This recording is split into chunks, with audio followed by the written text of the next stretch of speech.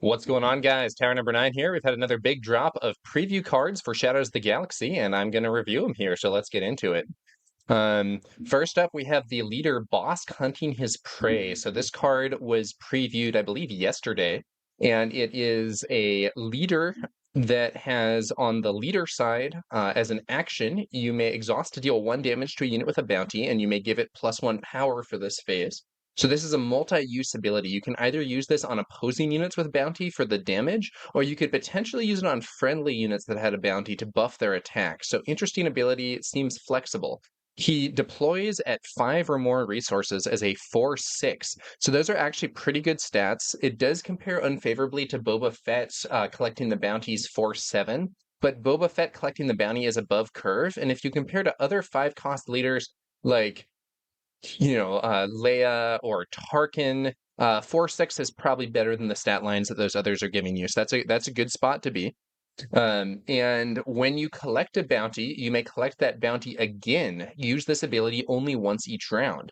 So if you think about some of those cards that have built-in bounties where it's like, the bounty is that when this is defeated, the opponent draws a card.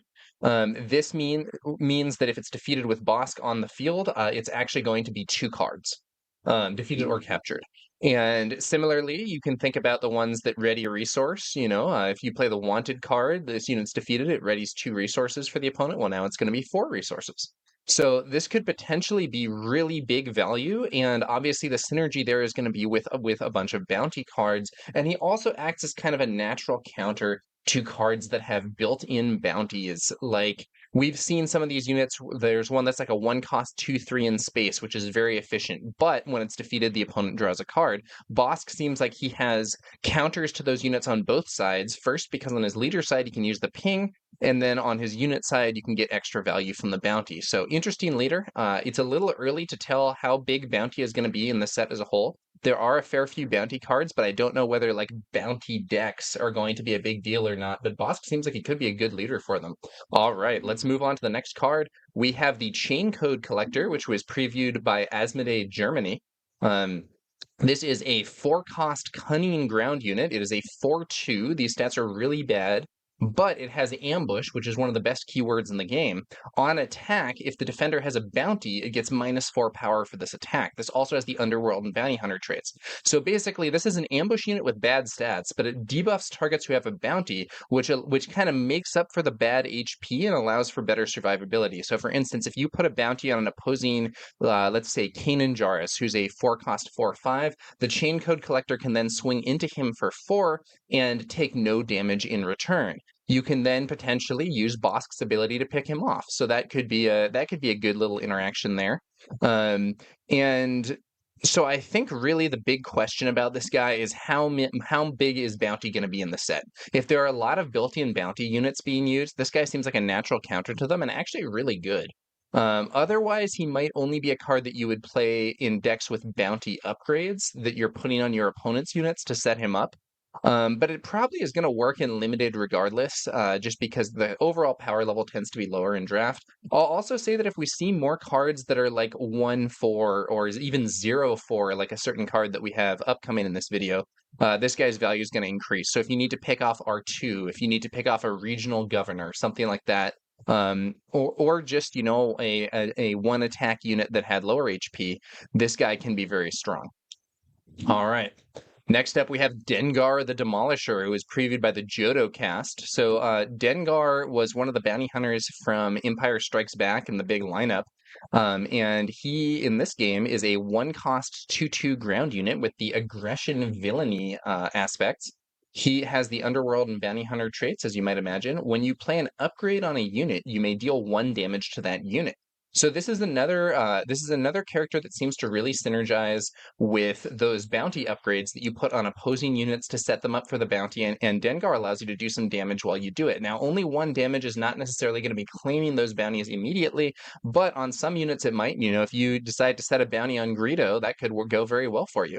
Additionally, there is a second use that I thought of for this card, and that is you could potentially use this on your own units with Grit, or if you're playing a Director Krennic deck, you can potentially use this on your own units to enable Krennic's ability.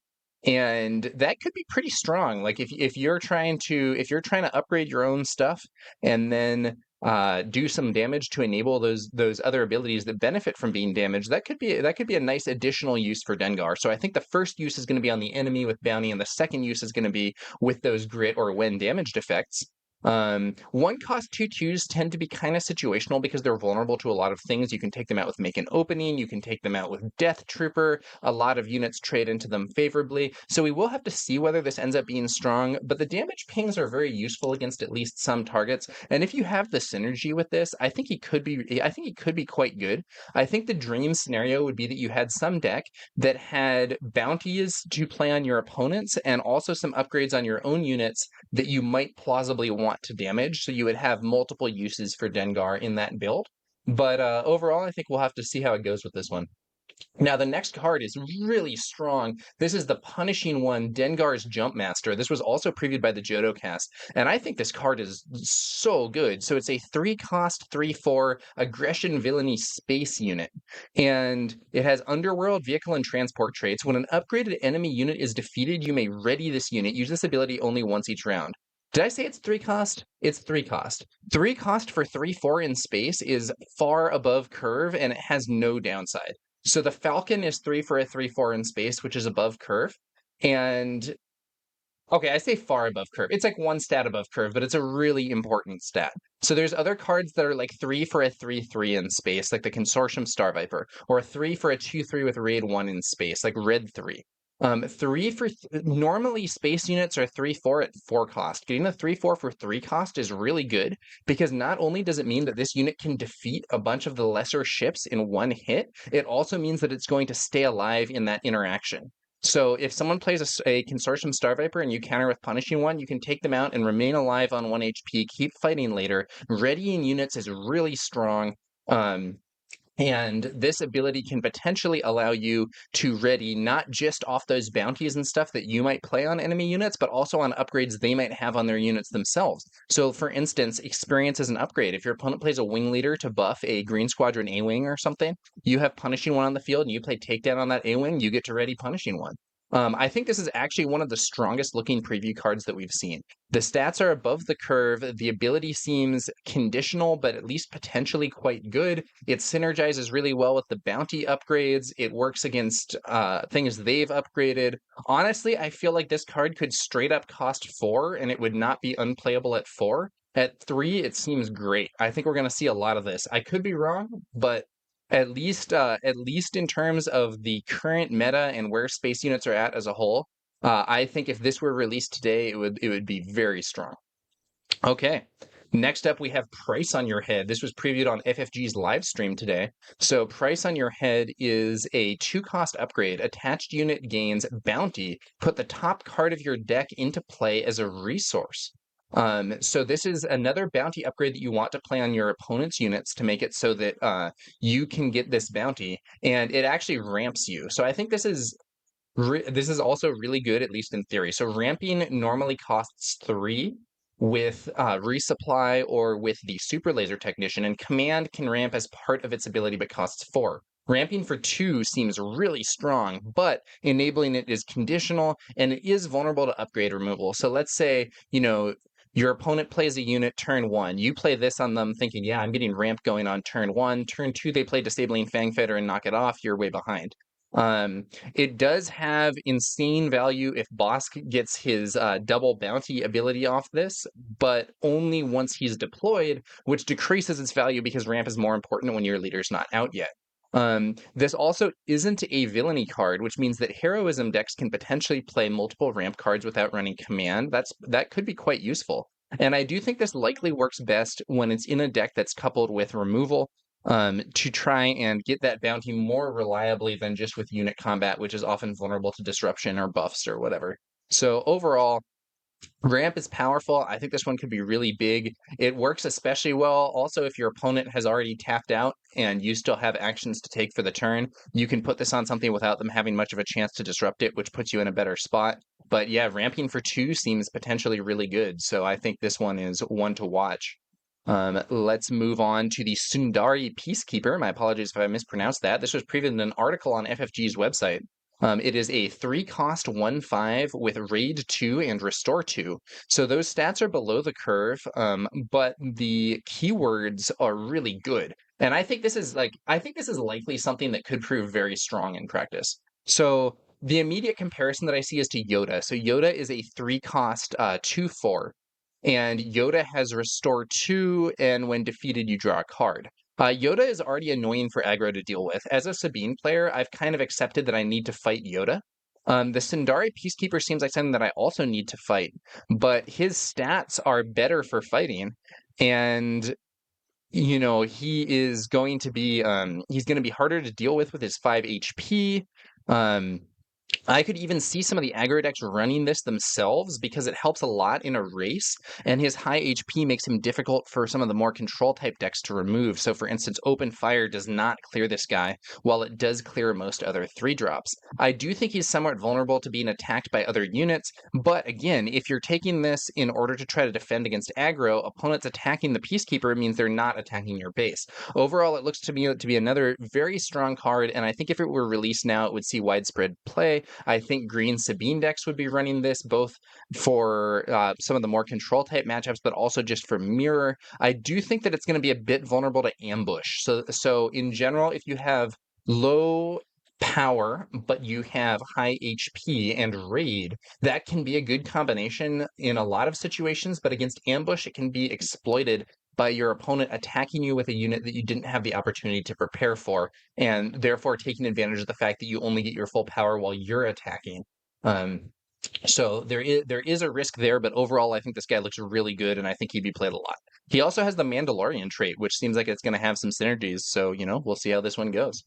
All right, next up, we have another preview from the Fantasy Flight Games article, Top Target. This is a 1-cost upgrade that gives a unit bounty. It is a vigilance upgrade, and the bounty is heal 4 damage from a unit or base. If this unit is unique, heal 6 damage instead. So the direct comparison that I see here is to Repair. Repair is a one-cost event that heals 3. This is more. So it's either going to be a 1-cost to heal 4, or it's going to be a 1-cost to heal 6. So it's potentially twice as good as Repair for the same cost. The downside is that it's much more conditional. So you can just play Repair in one action. With Top Target, you have to put it on something and then defeat that thing later. And there's potentially the opportunity for your opponent to mess with your plan in between. This does generate an insane amount of value if you double it with Bosk. So imagine putting this on a unique unit and then defeating it with Bosk out to get the double bounty result, and you just paid 1 to heal 12. That's like ludicrously good. Against aggro, that's probably just game over if you can score that. So I don't know if this is going to be stronger than Devotion. It could well be stronger than Devotion in terms of being a card that you play to get some additional healing. Like the other bounty upgrades, it's vulnerable to upgrade removal. Self bounce can also be a potential issue. So if someone plays McClunky, or if someone plays a what's that card called? That fighter that's extra efficient, but it has to bounce a friendly unit when you play it. Stuff like that can be a real issue for these sorts of cards because they can bounce their own unit, and by doing so remove your upgrade. We could also see things like Bright Hope doing the same thing. So it's hard to say exactly where this lands. The upside is huge, though, and I think people are at least going to play with it a bit to try and see if they can get that upside. And if they can reliably get it, this seems like a great way to potentially deal with aggro. One of the themes of this article, by the way, was, hey, we've seen some cool stuff for aggressive decks. Let's also show some stuff that's going to help counter them. And this next card, Moisture Farmer, is really in that theme. This is a 1-cost 0/4 ground unit in the vigilance aspect, and it has Restore 2. So high HP, no offense, Restore 2. It's potentially valuable against aggro because you can heal your base repeatedly with this if it's not dealt with. Attacking with 0 is not always a great use of tempo, but it could potentially be buffed. You could put an upgrade on this that would give it some stats. For instance, maybe you play an Entrenched on it, and now it's a 3/7 with Restore 2. That could be pretty scary. Like other one costs, you can also use this to soak power of the dark side by removing a unit that isn't as valuable, which could potentially be useful in some builds. Zero power, however, makes it a prime ambush target for opponents. I was talking about how the Peacekeeper earlier was a major target for ambush just with the 1-5 stat line, and the 0-4 stat line is even more vulnerable to ambush. So if someone plays that, for instance, that chain code collector that we looked at earlier, that could defeat this immediately and take no damage even with no bounty on the unit. So that is kind of a problem. But overall, I think it would likely see play at present, probably in kind of a sideboardy capacity, just because this is a big obstacle for aggro decks to deal with. Like I said earlier, if you're playing against Yoda, you already kind of have to clear him in order to prevent there being huge value from the restore. With the Moisture Farmer, it's sort of the same thing, but the Moisture Farmer is substantially cheaper, so it can potentially get out there earlier, threaten that restore, and be a problem for the aggro build. All right, next up we have Rose Tico, dedicated to the cause. This was also in the FFG article. Not as much of a healing theme or whatever for this one. So Rose is a 4-cost 2/6 Vigilance Heroism ground unit. She has the Resistance trait. Currently doesn't do anything, but might see some synergy in the future. So 2/6 on a 4-cost is a bit below curve. That's 8 points of stats. You're really looking for 9 to be on curve with things like Kanan Jarrus, Wampa, or Saw Gerrera. But Rose is shielded, and shielded means a lot. Additionally, she has an on-attack ability. You may defeat a shield token on a friendly unit. If you do, give 2 experience tokens to that unit. So they said explicitly in the article that this ability can be used on Rose herself. So if you play her, they don't knock the shield off and you attack, you can choose to defeat your own shield, give her 2 experience, and now you're attacking as a 4/8. So a 4-cost 4/8 is like crazily above the curve and really threatening. You know, I was saying earlier, a 4-cost 4/5 is on the curve, so that's 3 more points of stats, plus you have that ability to potentially use in the future. However, the opponent has a chance to interact and disrupt this. So if they just ping your shield off, now you're a 4-cost 2/6, and you didn't take damage from their ping or whatever, but your ability might not do as much. Therefore, I think Rose seems likely to work best with decks that have other shield synergy in the build. So double blue deck, for instance, with Security Complex, or just another deck that's importing the Security Complex, and the leader is not blue. Those could both be options where you have an extra way to generate shields and potentially trade them for experience. Luke Skywalker, Faithful Friend, with his ability to shield friendly units. You could potentially see this getting some value in a deck that was playing the Ghost with some Specters to generate a bunch of shields. Often 2 experience can be better than a shield, especially if you already have a shield. You sometimes get into these weird situations with decks that can generate a lot of shields where you have a unit that actually has 2 or 3, and beyond the first one, they're often really not that valuable, so trading those for experience seems like it could be really good. Overall, she's definitely not a unit that's like the most straightforward, just throw this down and it has huge stats, but I think this ability could be really good in the right sorts of situations, and I'm excited to see whether or not this can end up being quite a strong card. All right. Next up, we have the Armorer. Survival is Strength. This was previewed by Asmodee USA. And the Armorer is a 5-cost 3/5 Vigilance Heroism ground unit. 5-cost 3/5 is a really bad stat line. I'm not going to sugarcoat it. This is way below the curve. Yeah, I'm not going to sugarcoat it. The stats are very poor for the cost, but when played, give a shield token to each of up to 3 Mandalorian units. This does require Mandalorian trait synergy. There aren't a ton of Mandalorians at present, but we know it's going to be a major focus for this set, and we might see more of them. I also believe this ability can target herself. So that means that if you had 2 other Mandalorians, you could play the Armorer, and then she would be a 5-cost 3/5, give herself a shield, so it's basically a 3/5 shielded for 5, plus 2 other shields on your other units. Could be a lot of value. In the ideal situation, this could be a huge buff to your board. Very fittingly, given her role in the show, I think it works well with the Mandalorian leader, because it does not say non-leader units. So you could use this to give a shield to your leader once he's deployed, which could be especially nice if you'd captured someone with the Mandalorian's rifle, making him even harder to remove and allow the enemy to free their captive. So overall, I think that she's not really something that's powerful on her own. She's something that is more of a synergy card, and as a result, she's not quite as exciting as others to me at first glance. But I could see a world where having a lot of Mandalorians ends up making this strong. The main issue is just that you are far below the curve. Even if you play this as a 5-cost 3/5 shielded. 5-cost 3/5 shielded isn't, I mean, it isn't horrible, but it's really not good. You really want to have one or two other Mandalorians that you're shielding and that are going to be getting value out of those shields in order for this card to work. And I'm not sure how reliably you're going to be able to get that, but if there is some way to get that reliably, I think it could be quite strong. Okay, so that was the Armorer, and that's it for the cards that were previewed over these last 2 days. And I just want to ask, which of these is your favorite? Let me know in the comments below, and feel free to tell me also if you think that I'm clowning it with these reviews. Is there a card that you think I really missed something important about? Is there something here that you think I'm overrating? Yeah, let me know. That's going to do it for this one, guys. Thanks to y'all for watching, and we'll be back later with some more Star Wars Unlimited content. One last thing, I will have links in the video description below to the original articles where these things were previewed. I'm not going to do it for the ones where it's just like, oh, FFG or Asmodee posted on Twitter or Instagram or whatever, but I am going to link to the article, to the larger live stream, and to the video from the Johto cast. So be sure to check those things out if you want to see some other takes on these cards. And that's going to do it for this one, guys. Thanks again for watching, and I will catch you guys later.